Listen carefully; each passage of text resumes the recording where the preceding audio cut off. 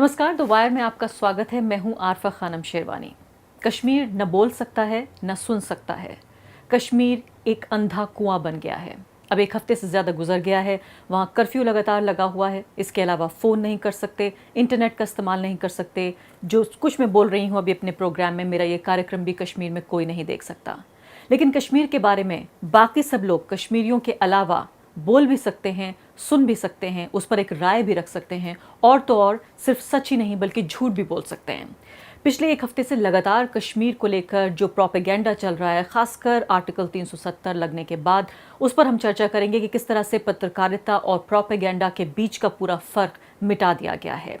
एक तरफ वो सच है जो सरकार बोलने की कोशिश कर रही है, वो सूचना जो पहुंचा रही है, और दूसरी तरफ वो पत्रकार जो सीधे तौर पर एक तरह से एक बर्गर डिलीवरी की तरह, जैसे बर्गर उठाकर एक जगह से आप दूसरी जगह दे दिया करते हैं, उस डिलीवरी बॉय की तरह जो हमारी मीडिया है वो काम कर रही है। क्या मीडिया का काम सच का साथ देना है या सरकार का साथ देना है, इस पर हम बातचीत करेंगे। लेकिन सुप्रीम कोर्ट ने अब ये कह दिया है कि फिलहाल कम से कम जो संचार पर पाबंदी लगी हुई थी, जो कर्फ्यू लगा हुआ है, उस पर अभी रोक नहीं लगाई जा सकती, यानी उसको खोला नहीं जा सकता। जो पाबंदी लगी हुई है उसको उठाया नहीं जा सकता। एक याचिका दायर की गई थी सुप्रीम कोर्ट में कि इन तमाम पाबंदियों पर से पाबंदी ख़त्म कर दी जाए, लेकिन सुप्रीम कोर्ट ने कहा है कि जब तक हालात सामान्य नहीं हो जाते तब तक पाबंदी नहीं हटेगी। यानी सुप्रीम कोर्ट ने डायरेक्टली ना सही तो इनडायरेक्टली ये कहा है कि कश्मीर में हालात सामान्य नहीं हैं। लेकिन अगर आप अभी टेलीविज़न चैनल अपने खोलिए, वो अखबार जो आपको सुबह मिले होंगे उनको उठाइए, या फिर वेबसाइट्स पे जाइए, आपको सब जगह ये पता चलेगा कि कश्मीर में बेहद खुशहाली है,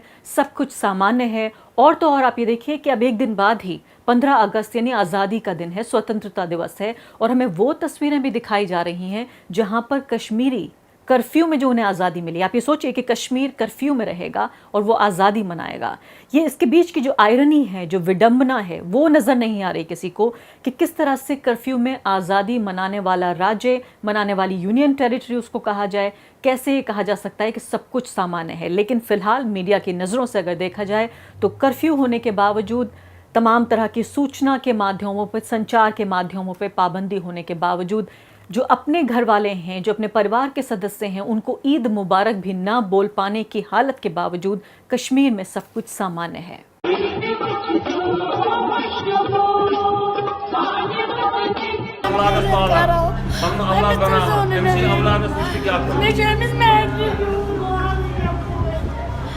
दोनों आंख से नहीं दिख रहा है, इस आंख से नहीं दिख रहा है। You need to restore communication. You cannot separate souls. You cannot keep souls apart. You cannot divide emotions. हमने गारद में कोई प्रिपरेशन नहीं, कुछ भी नहीं किया। हमें नहीं पता ईद है या नहीं, नहीं है हमारे लिए कोई ईद। ये कोई ईद है, काली ईद है, कौन सी ईद है? जख्मी ऐसे हो गए कि उनको काश नहीं था, मानो कि दिखाई कुछ भी नहीं देता था। यार इतना जुल्म नहीं होना चाहिए।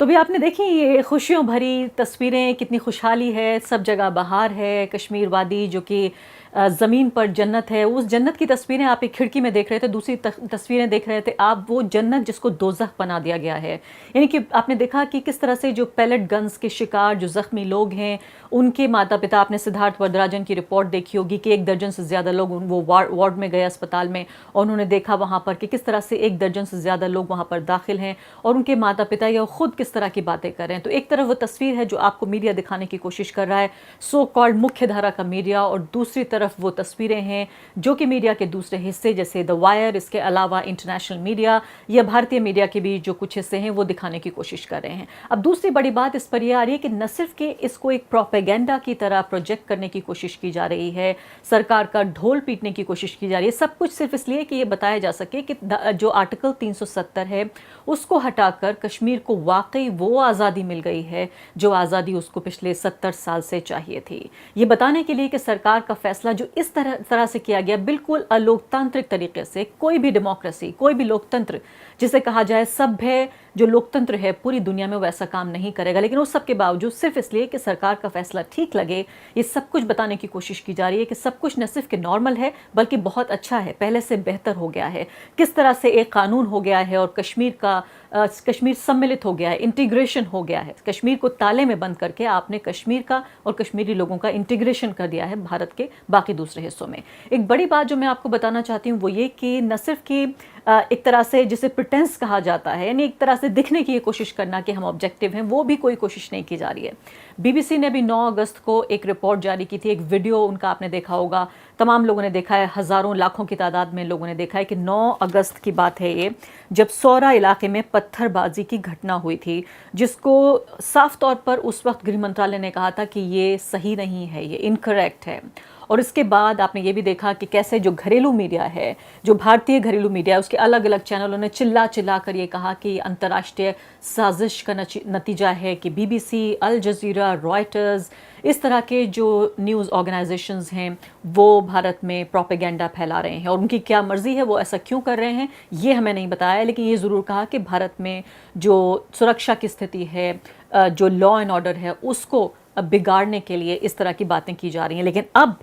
आपको ये जानकर हैरानी होगी कि जिस खबर को पहले झुटलाया गया, अब उसी खबर को अब गृह मंत्रालय की तरफ से, उनके स्पोक्स पर्सन की तरफ से ट्वीट किया गया है कि हाँ, हम ये मानते हैं कि ये पत्थरबाजी हुई थी और कुछ लोग मस्जिद से वापस आ रहे थे शांतिपूर्ण तरीके से अपनी प्रार्थना करने के बाद, और कुछ शरारती तत्वों ने सुरक्षा बलों पर पत्थरबाजी की। साफ तौर पर अपनी ट्वीट में, जो अपनी स्क्रीन पर आप देख रहे हैं, इसको बाकायदा गृह मंत्रालय ने माना है, यानी कि वो बीबीसी की खबर जिसको लेकर ये कहा गया कि अंतर्राष्ट्रीय साजिश का नतीजा है और अंतर्राष्ट्रीय जो साजिश करता हैं वो भारत की ज़मीन पर आ गए हैं और यहाँ पर भारत की राजनीति में दखल अंदाजी दे रहे हैं। बहुत सारे लोगों ने ये कहा कि पत्रकारों ने, सो कॉल्ड तथाकथित पत्रकारों ने ये कहा कि वो जो ट्विटर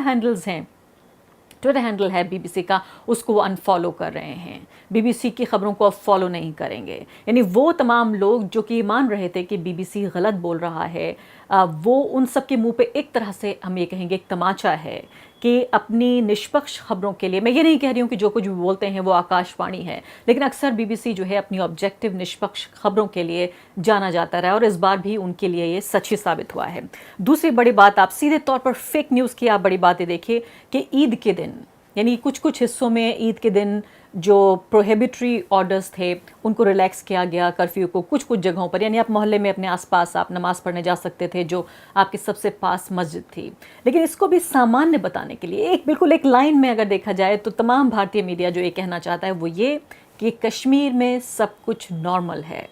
इस नॉर्मलसी को दिखाने के लिए कि सब कुछ ठीक ठाक है दिखाने के लिए जम्मू की मस्जिद की तस्वीरें जहां पर लोग नमाज पढ़ रहे थे उसको श्रीनगर का कह के बेचा गया, अपने व्यूवर्स को दिखाया गया। सीधे तौर पर फेक न्यूज़, सीधे तौर पर झूठ बात। इसके अलावा इतना भी काफ़ी नहीं है, अगर पत्रकार ये दिखा रहे हैं तो पुलिस ऑफिसर्स, मुझे समझ में नहीं आता कि क्या ऐसी मजबूरी है कि पुलिस ऑफिसर्स अपने ट्विटर हैंडल से बाकायदा वीडियोज़ जो है पोस्ट कर रहे हैं जम्मू कश्मीर से, जो पुलिस ऑफिसर्स हैं, और ये बता रहे हैं कि फिर से वही बात कि कश्मीर में सब कुछ नॉर्मल है, सब कुछ सामान्य है। आप ये देखिए कि एक पॉपुलेशन का, एक इतनी बड़ी आबादी का भविष्य का फैसला आपने किया बिना उनको विश्वास में लिए हुए,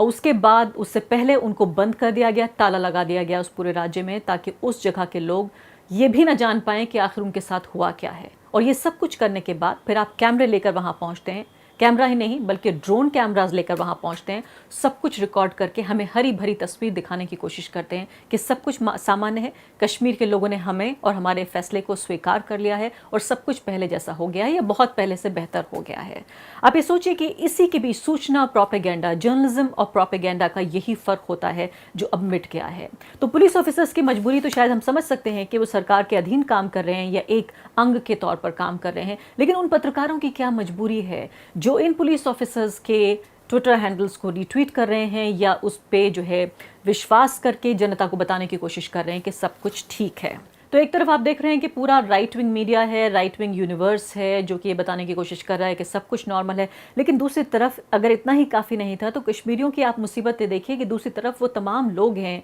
जो हमेशा भारत के दुश्मन रहे हैं, चाहे वो पाकिस्तान की तरफ से कुछ लोग देखे जा रहे हैं जो इस तरह के ट्विटर हैंडल्स के ज़रिए पुरानी वीडियोस निकाल कर उनको इस तरह से हमारे सामने पेश कर रहे हैं जैसे अभी का वीडियो है, और कितना जुल्म, कितनी ज़्यादती कश्मीरियों के ऊपर ढाई जा रही है। अभी वीडियो में आप ये देख रहे हैं जो आपकी स्क्रीन पर चल रहा है कि इसको भी बताया जा रहा है कि अभी कश्मीरियों पर इतना जुल्म हो रहा है। इसके अलावा फेक न्यूज़ के तौर पर इस तरह की खबरें भी प्रसारित और प्रचारित की जा रही हैं जिसमें ये बताया गया कि बकरीद के मौके पर जो पशुओं की जो कुर्बानी है उस पर पाबंदी लगा दी गई। ये इस तरह की भी चीज़ें, तो एक तरफ जो है वो इस तरह की खबरें हैं जहां सब कुछ नॉर्मल बताने की कोशिश हो रही है, दूसरी तरफ इस तरह की खबरें हैं जहां सब कुछ ख़राब और इतना बदतरीन, इतना हिंसक दिखाने की कोशिश की जा रही है जो नहीं है। इसीलिए ये बहुत मुश्किल है फ़िलहाल हमारे दर्शकों के लिए भी ये पता लगा पाना कि आखिर सच क्या है और झूठ क्या है। एक पत्रकार के तौर पर, एक आम इंसान के तौर पर मैं सिर्फ उन लोगों का विश्वास करूंगी जो लोग इस पूरी घटना से, इस पूरे तजुर्बे से गुजर रहे हैं। यानी कश्मीरी ही सिर्फ बता सकता है, जब कश्मीरी, एक ऑथेंटिक कश्मीरी बाहर निकलेगा, वही सिर्फ ये कह सकता है कि क्या सब कुछ नॉर्मल है या नहीं।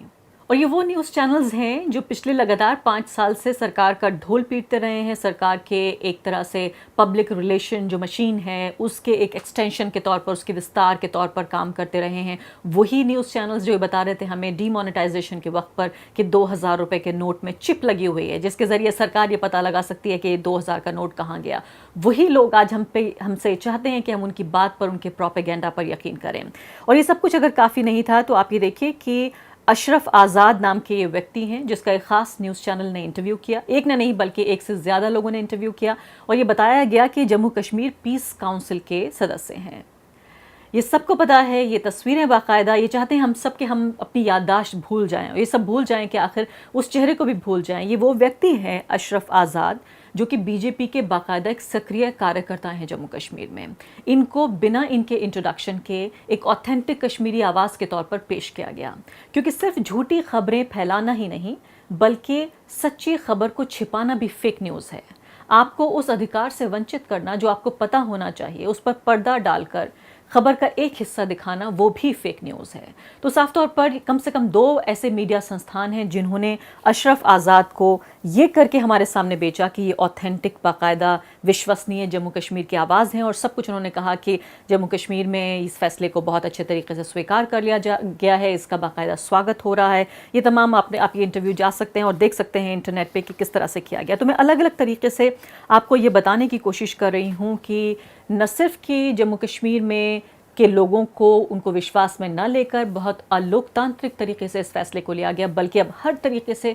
ये कोशिश की जा रही है कि इस फैसले को लोकतांत्रिक दिखाने की कोशिश की जाए कि ये फैसला जम्मू कश्मीर की आबादी के हक़ में है। अगर वाकई ये उनकी आबादी के हक़ में है, वाकई ये उनके पक्ष में जाएगा, वाकई उनका विकास होगा, वाकई 70 साल बाद उनको आज़ादी भी मिल गई है और आज़ाद होने का वो हक़ भी मिल गया है और मुख्य धारा का एक हिस्सा बन जाएंगे। हम चाहते हैं कि बड़ी तादाद में कश्मीरी बाहर निकलें। सबसे पहले उनके ऊपर से कर्फ्यू हटाया जाए, फिर जो तमाम कम्युनिकेशन के जो ज़रिए हैं वो उन पर जो है वो लगाम जो लगाई गई है, पाबंदी जो लगाई गई है वो हटाई जाए, वो फ़ोन कॉल्स कर सकें। इंटरनेट पे बाकायदा हम चाहते हैं कि फेसबुक, ट्विटर और तमाम तरह के जो संचार के माध्यम हैं उनके ज़रिए कश्मीरी ये बताएं कि वो कितने खुश हैं, क्योंकि जब तक आप कश्मीरियों की आवाज़ कश्मीरियों से नहीं सुनेंगे, आखिर कौन ऐसा है जो कश्मीरियों की आवाज़ बनकर हमारे सामने आ सकता है और हमें ये बताए कि वो विश्वसनीय है। द वायर के और वीडियोस देखने के लिए सब्सक्राइब करें और बेल आइकन पर क्लिक करें। स्वतंत्र पत्रकारिता की आर्थिक मदद करने के लिए डिस्क्रिप्शन में दिए गए लिंक पर जाएं और अपनी राशि चुनें।